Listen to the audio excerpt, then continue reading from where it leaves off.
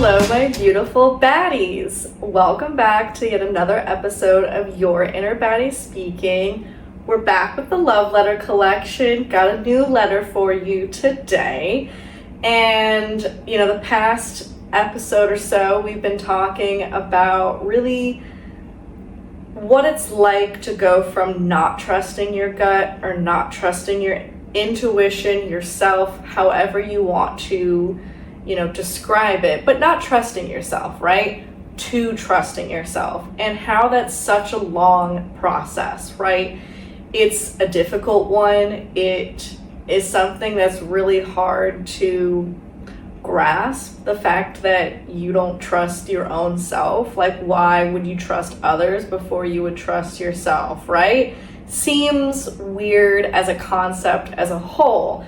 But it happens to a lot of us, and as I mentioned in the previous episode, it's happened to me. I am not off limits with this one. In fact, I struggled with it for so long, and now, I try to trust my gut, even, small things. It seems so silly, but, when I go to the gym and I go to the sauna, there's, a rack that's got multiple shelves. It's filled with towels, right? And I always sit on a towel and have a towel around my neck. And even that, I will look at the towels, and whichever one I am drawn to, I'm like, choose that one. Because it feels to me like those are the little choices where I'm trusting my gut. I'm listening to my gut. I'm saying, okay, what am I paying attention to? What stands out to me? What calls to me? And even though it's as silly as a towel, it's a decision that leads me to trust myself in other situations. So the more that I trust myself with those small decisions, the more that I will trust myself in general, and especially with larger decisions, because those are already hard to make, right? And you don't need the extra pressure of, does that feel right? Or what is my gut saying? Should I trust that? If you trust yourself to pick a towel, you can trust yourself with a large decision. You can trust yourself with which job to take. You can trust yourself with where to move to. You can trust yourself with relationship shit, right? Should I stay or should I go? That's one that your gut will tell you, and it will make no mistakes about that. And it will keep telling you until you hear it. So it seems silly to put your trust or to pay attention to those types of decisions, but that's what I had to do, and what I still do to this day, to make sure that I am paying attention to my gut. I am actively telling myself, okay, which do I want? That one stands out to me. Okay, that's what my gut is telling me. I'm gonna go ahead with it. And every time I do that, it reinforces that I trust myself to make those decisions. And I want you to trust yourself to make any and all decisions. I do it at the grocery store too. I'm picking out fruit, right? That one's really calling out to me. Looks good, smells good. Put it in the cart, right? Which bananas do I want? I'm gravitating towards those. I'm gonna get those. It becomes such a part of my routine to pay attention to this stuff, and that's where we want you, right? We want you to be in a place that it is your foundation to trust yourself, that you go to the grocery store, that you go to work, that you go wherever you are, making decisions with friends, what have you. Any scenario that you're in, you go, okay, what is my gut telling me? Oh, it's telling me this. All right, I'm gonna act on it. And then you do. And every time you do that, you build up that foundation of trust for yourself. It's like a bank, right? You keep putting away money in it, and eventually you reap those fucking rewards, right? You get access to all of that. So you build up your trust bank with yourself. And sometimes I like to think of it like it's a little game, because in the beginning it felt so overwhelmingly almost paralyzing to come to terms with the fact that I didn't trust myself, and then to come to the fact of how do I, right? How do I do this? How do I listen to myself? Because I am definitely one to second guess. I was that kid on tests, multiple fucking choice. I picked an answer. Then I would go through, they say go through your test again. Make sure you filled out each answer, right? Instead, not only was I looking at, did I fill out the answer? I'm looking at the question and my answer. And now I'm like, oh, fuck, I don't know. I picked A, but I think it might be C. And that's what gets you in trouble. Don't second guess yourself. You act on your gut and then you stop, right? You go forward with that decision and you don't question it. You don't go back, I don't know, was that towel the right one? Was that answer the right one? No, act on your gut, and then the next decision to come up, think about what your gut's saying again, right? Don't second guess yourself, because that's the shit that you will perpetuate you not trusting yourself, because you are questioning, did I make the right choice? First of all, there's probably no rights and wrongs in this fucking world. Like, every decision you make can be corrected, or you can make another one, and they all kind of steamroll, right? They all kind of tumbleweed down. Maybe not steamroll, but they all add up, right? And sometimes something, when you ask yourself, did I make the right decision? There's no fucking right or wrong. It's just, which path do you want to take? And then when you're on that path, do you want to stay on that path? No? Okay, take a left. Make a choice that takes you off that path. Easier said than done, I know. But we're breaking it down to simple terms, right? We're breaking it down. And so when I was learning to trust myself, and I was kind of like, how the fuck do I do this? And it feels very foreign to not second guess myself. It feels very foreign not to kind of ask like a second opinion. Like, I'm over here like, can I phone a friend? That was me. And I needed something that made it kind of feel easier for me to get in touch with my gut, to get in touch with trusting myself. And so I would sort of make it into a game. Like, okay, what thing stands out to me? Let's just notice what stands out to me, and then ding, let's make that. It's like we heard it. We figured it out. Something stood out to us. Because even just does something stand out to me, like the towel, right? Looking at a towel rack and seeing a bunch of towels, it doesn't seem like something would jump out at you, right? It just seems like you got a lot of towels, just grab the thing that's closest to you. And maybe that's what your gut says. Grab the thing that's closest to you, right? But it becomes a game of listening to my gut and just trying to do that. Trying to see if something pops out, if something stands out. Do I want those strawberries?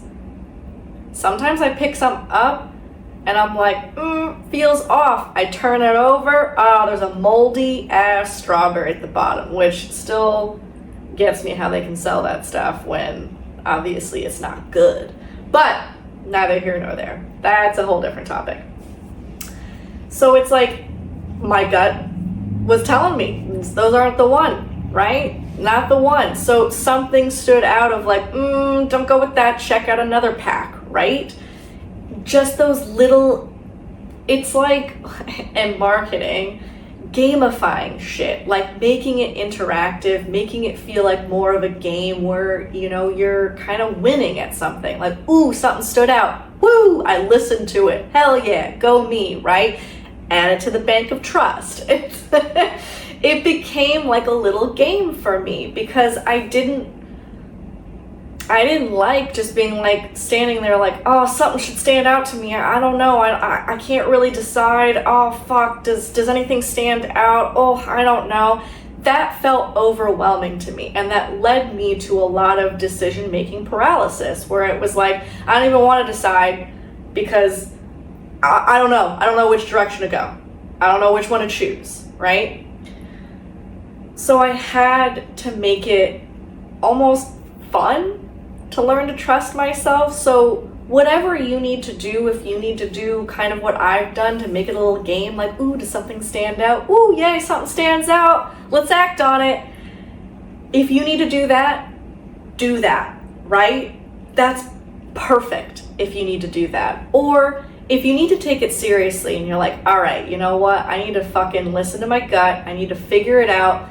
I'm gonna maybe meditate, sit in silence, or be in a situation where I can allow myself some time to really hear myself, push out all the clutter, push out all the chaos, and see what my mind and my gut are telling me.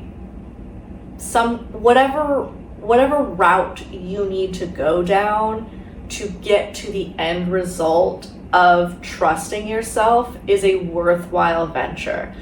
Everyone's going to be different. You might not like treating it as a game. I needed that, right? I needed that to build up my bank of trust. But start small, as I've described, and it'll work your way up to you will feel more comfortable of how you want to make decisions on larger things. And we just want to get you to a good place where you trust yourself. And so I wrote myself a love letter to kind of reflect on the fact that as part of my journey, it took me a long time, but I got to a place where I trusted myself. I built up that bank of trust enough that I felt comfortable not asking somebody else or, not second guessing myself. And now I typically know where I lie if I ask somebody, like, I asked my mom for hotels on a trip that I'm taking. I was like, ooh, I narrowed it down to these 3. What do you think, right? Because I like a fresh perspective of maybe I'm not looking at all the amenities, or maybe I'm disrespecting my budget by picking one. But sometimes it's just nice to have somebody else look at it, and it's fun, right? It's a hotel or like accommodations, whatever. And so I had a gut feeling already of where I was leaning, and luckily she also felt the same, like, nope, that's my favorite of the 3 that you sent me. And I was like, cool, that's where I'm leaning. And honestly, if she had picked a different one, I probably would have taken a second look at it, and I probably would have reached the same conclusion of where my gut was telling me, because again, it's my trip. If she was going on it, I would take her opinion way more into consideration. But in that regard, I wasn't looking for her to choose for me. It was like, oh, kind of reassurance that my gut was correct, I suppose, but also maybe there was something I missed, right? And that would be something I would look at, evaluate, and then whatever my gut is still telling me, that's the direction I go, right? But it can be something like that. It can be fun, but that is much different than when I used to, like, I couldn't make a decision and I would go to somebody, maybe my mom or someone else, and I would basically present options and I would need them to pick something. If they were like, I don't know, they all seem good, I would be like, no. I'd press. I would press to get an answer because I couldn't answer it. And so reflecting on my journey and feeling like it just feels so good to be in a place where I do trust myself, I wanted to write myself a love letter to acknowledge that part of my journey, really. So this is my love letter that I wrote all about trusting yourself. It's amazing that you've come so far on trusting yourself. It seems that not that long ago, you put your trust only in others, praying, hoping they wanted the best for you. But of course, that's what you would do for others. So that's what you thought people would do for you.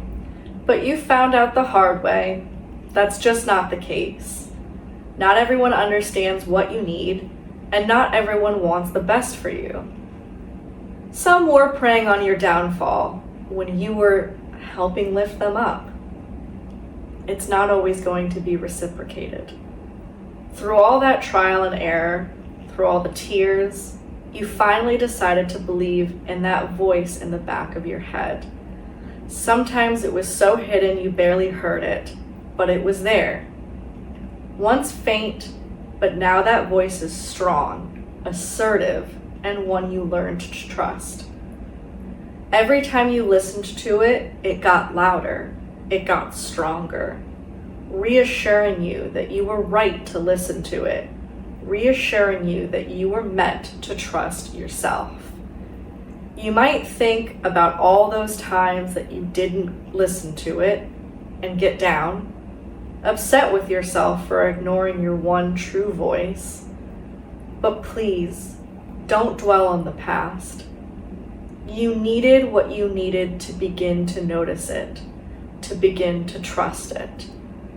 All in your own divine timing, it came to you. And now you can focus on all the time you have ahead of you that you get to listen to it. Your voice, your gut, your intuition, it's a gift. One that you get to trust and cherish.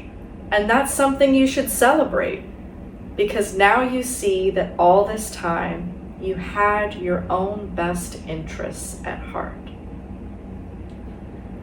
And I think something that I touched on in that love letter that I didn't speak to yet is once you learn to trust yourself, like at first it sucks to make the realization, right? It sucks to figure out that you don't trust yourself. That's a level to the process. But when you learn to trust yourself and now you do trust yourself, it's hard. It's like you're on the peak of the mountain, right? Like you've made this journey for trusting yourself and you got to the top.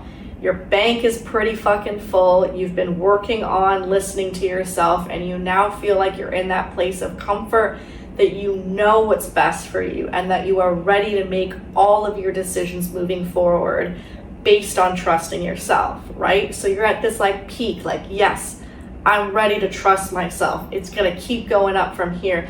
And it almost feels like you could go up or you could stay at that tip and focus on all that shit below you. And focus on all the times that you didn't trust yourself when you should have trusted yourself. And it's like that shoulda, coulda, woulda, right? Like if I had listened to the fact that I was deeply depressed, had a stomach ulcer, was crying every day, and I didn't blame it on depression, I actually took a look at the root cause, maybe I wouldn't have gotten married. You know what I'm saying? You can go down a rabbit hole. And when you get to that point of trusting yourself, it feels so great, but a part of you almost pulls back on like, well, look at all this. All those years you didn't, right? All those times you didn't. If you just had, but it's toxic. It's something that will come up when you start trusting yourself, and it's something that I need you to shut down. I need you to focus on the path ahead, the upward path where you are moving forward, not backward. We don't dwell on the past here, right? We're healing for a reason. We're healing because we were in a place where life didn't feel like living. We were healing from a place where life knocked us the fuck down, right? We are healing from a lot. We are healing from what things that were meant to break us and instead built us, right? We decided to take that and build our way forward to a better you, a better life, and a more confident you. One that has your spark back, that loves life. So we don't focus on the past because the past can be dark. And when you reach every sort of milestone in your healing journey and you have the temptation to look back and dwell on all of that negative and what you could have done if you just were in the position that you were in, But you would never make it to this position if you hadn't gone through that shit. Sometimes you need a realization. You need to hit rock bottom before you understand that you will not go back there. And so do not go back there. Focus on the progress that you have made and compound that into more progress. Focus on what's ahead of you, because that's where you're going. That's what you've been working towards, and that's where you are going. You are not going backwards. You are not dwelling on what you coulda, shoulda, woulda. That only brings you more pain. We're not here for pain anymore. We're letting go of that pain to find who we are, who we're meant to be, the joy, the happiness, the love that you are meant to feel. You are meant for all of that goodness. So don't take a look back. If you do want to focus on the past for a second, let me emphasize that, for a second, not a long time, look back on it as a thank you to those past versions that got you where you are today, that picked yourself up, that made those choices. Maybe you needed to not trust yourself so you would never put yourself in that position again, right? Whatever the case may be, whatever the realization that made you want to trust yourself, to love yourself, it was there for a purpose. There is purpose in your pain, and we are here fighting for that purpose. We are here making that purpose come to life. So don't look back, look forward. And when you build up that trust bank and you start trusting yourself to pick out a towel for the sauna, you know you've made it. You know you're at the top of that hill. And I joke, but in all reality, those small things are just as important as the big decisions where you trust yourself. And I hope that however you need to start, whether it be making it like a game, whether it be taking it seriously, whether it just be calming yourself and getting to a point where you can hear your inner voice, whatever it is, learning to trust yourself is a big part of this journey. And trusting yourself is just another form of loving yourself. And we're all here to love ourselves, right? We are here to love yourself. So, just another part on the journey. All right, with that, say it with me. I'm a fucking baddie. All right, love y'all till next time.